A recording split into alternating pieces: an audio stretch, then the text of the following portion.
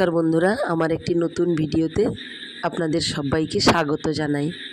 আশা করি আপনারা সবাই ভালো আছেন আর আমিও মোটামুটি ভালো আছি। আজ বেশ কয়েকদিন আমি কিন্তু কোনো বড় ভিডিও আপলোড করতে পারিনি, আমার বিশেষ অসুবিধার জন্য আমি পারিনি। তো আমি ক্ষমা চেয়ে নিচ্ছি সবার কাছ থেকে, আমি দুঃখিত। তো আজ থেকে চেষ্টা করব প্রতিদিনই ভিডিও দেওয়ার। ছোট ভিডিওগুলো কোনো রকম কষ্টের সিস্টেমে দিয়ে দিচ্ছি আপনাদের সামনে, কিন্তু কোনো বড় ভিডিও এখনও দিতে পারিনি। তো যাই হোক, আমি এই যে সকালবেলা সব কাজ টাজ সেরে শাক বেছে নিলাম, কলমি শাক। সেই শাক ভাজা হবে আর কুঁদরি ভাজা হবে। এই দিয়ে আমরা সকালবেলা এই পান্তা মুড়ি যে যা খায় তাই খাবে। তো এই সকালবেলা গরম গরম কলমি শাক খেতে বেশ ভালো লাগে, সবারই ভালো লাগে। এই যে বেশি করে একটু পেঁয়াজ রসুন এইগুলো দিয়ে আমি ছুঁকে নেব। তো শাককে প্রথমে সিদ্ধ করে একটু নেড়ে নেড়ে শুকনো করে রেখেছি। এবার এই যে রসুনটা একটু ভালো করে ভেজে নিতে হবে, না হলে একটু রসুনটা কাঁচা গন্ধ করবে। তার জন্য আমি রসুনটা ভালো করে ভেজে নিয়ে লাল লাল হয়ে যেতে এবার শাকটা দিয়ে দিলাম। তো সত্যি কথা বলতে এরকম গরম গরম শাক ভাজা গরমকালে পান্তার সঙ্গে বা মুড়ির সঙ্গে খেতে তো ভীষণই ভালো লাগে, বিশেষ করে পান্তার সঙ্গে তো খুবই ভালো লাগে। আর দেখুন পান্তা আর একটু শাক ভাজা, কুঁদরি ভাজা।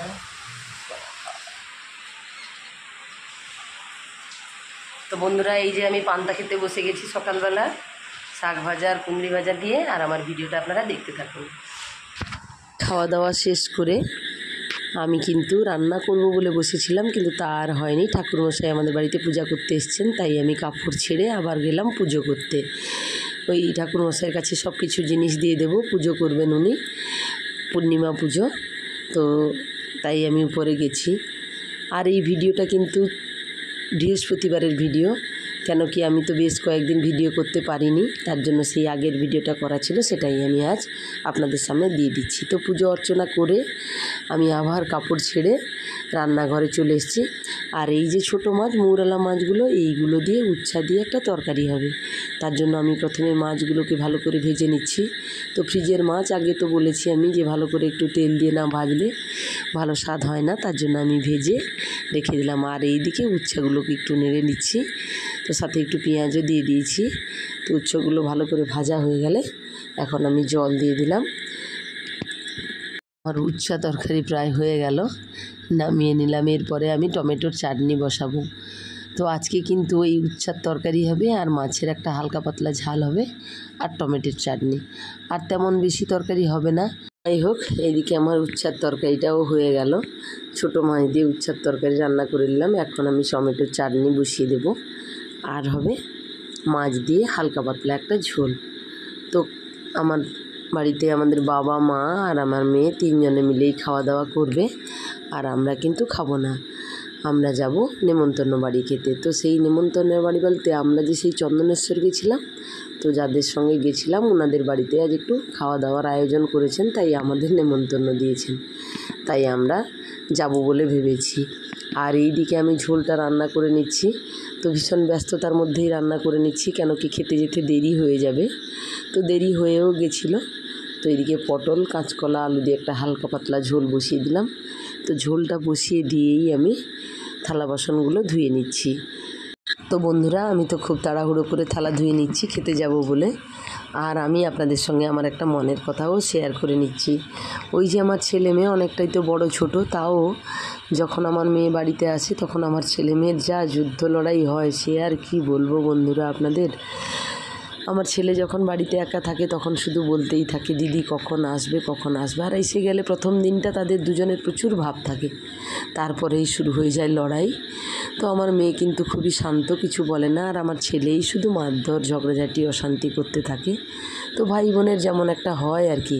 তো এইদিকে থালা বাসন ধোয়া হয়ে গেছে আর তরকারিটা নামিয়ে দিয়েই আমরা চলে গেলাম খেতে। তো সেখানকার কোনো ভিডিও করতে পারিনি, যাই হোক ভিডিও তো করতে পারিনি ওই খাওয়া দাওয়ার। তো বাড়ি ফিরে কাপড় টাপড় পাল্টে আমি সোজা রান্নাঘরে এলাম, কেন কি ওই যে আগের দিন রাত্রে আমি সেই আমের আচারগুলো করেছিলাম, সেগুলো কিন্তু একটা বাটির মধ্যে রেখে দিয়েছিলাম, কেন কি গরমগুলো যদি সেই কাঁচের বয়ামে ঢুকিয়ে দিই না তাহলে বয়ামটা ফেটে যাবে, তার জন্য আমি ঢোকাইনি। তো রাত্রে একটু হালকা পাতলা ঢাকনা দিয়ে রেখে দিয়েছিলাম, তার জন্য ঠান্ডা হয়ে গেছে। এখন আমি আচারগুলো ওই বয়ামের মধ্যে ঢুকিয়ে দিচ্ছি একে একে। তো আচারটা এবারে কিন্তু 3 রকমের আচার করেছি, যদিও একটা করেছি মিষ্টি শুধু আমার ছেলের জন্য কম করে, আর একটা ছিল মিষ্টি আর ঝাল ঝাল, আর একটা ছিল টক ঝাল মিষ্টি। এই করে আমি 3 রকমের আচার বানিয়েছি।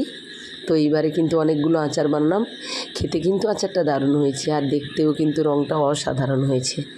তো যাই হোক, আমার আচার ঢোকানো হয়ে গেছে। তারপরে আমি বিকেলের কাজ টাজগুলো সেরে নিয়েছি, সেগুলো কোনো মতে ভিডিও করতে পারিনি, তাই আমি রাত্রে রান্নাটা ভিডিও করে নিচ্ছি।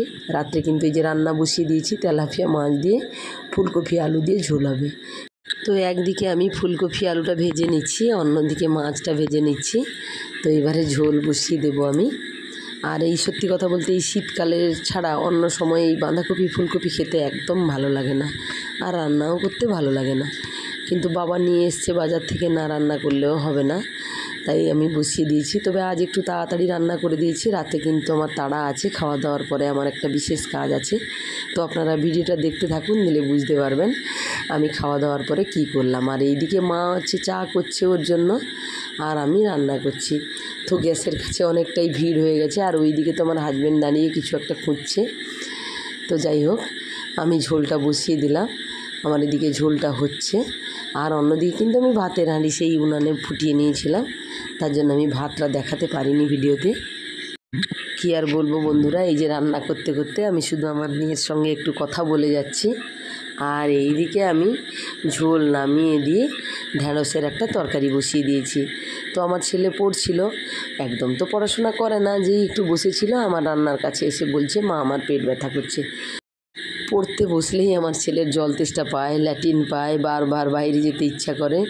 তো না পড়ার যত রকমের বাহানা সব সে করে নেয়। এদিকে তো ঝোল হয়ে গেছে, আর একটা ঢ্যাঁড়সের তরকারি তো হচ্ছে। আর আমার ছেলে মেয়ের আবদার করেছে একটু মোটা মোটা করে বেগুন ভাজা খাবে।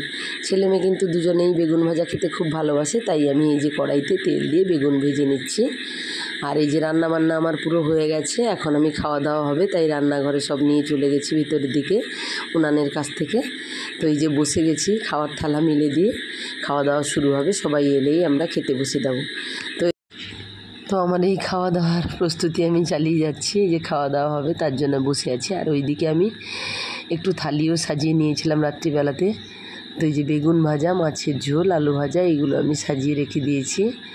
আর এই দিকে বসে গেছি সব কিছু মিলে নিয়ে, কাগজপত্র, শাড়ি, সায়া, ব্লাউজ, আয়না, চিরুনি, কলগেট, ব্রাশ, মুড়ি, ব্যাগ সব কিছু নিয়ে বসে গেছি। কোথায় চলে যাব? না বাবার বাড়ি পালিয়ে যাচ্ছি না, আমি যাব কিন্তু একটা কাজে। তো কোথায় যাচ্ছি না যাচ্ছি সেটা জানার জন্য আমার পরবর্তী ভিডিওতে চোখ রাখুন। তো এই ছিল আমার আজকে সারাদিনের ভিডিও। আমার ভিডিও দেখার জন্য সবাইকে জানাই অসংখ্য ধন্যবাদ। আজকের মতো টাটা, আবার দেখা হবে কাল অন্য ভিডিওতে। ভালো থাকুন।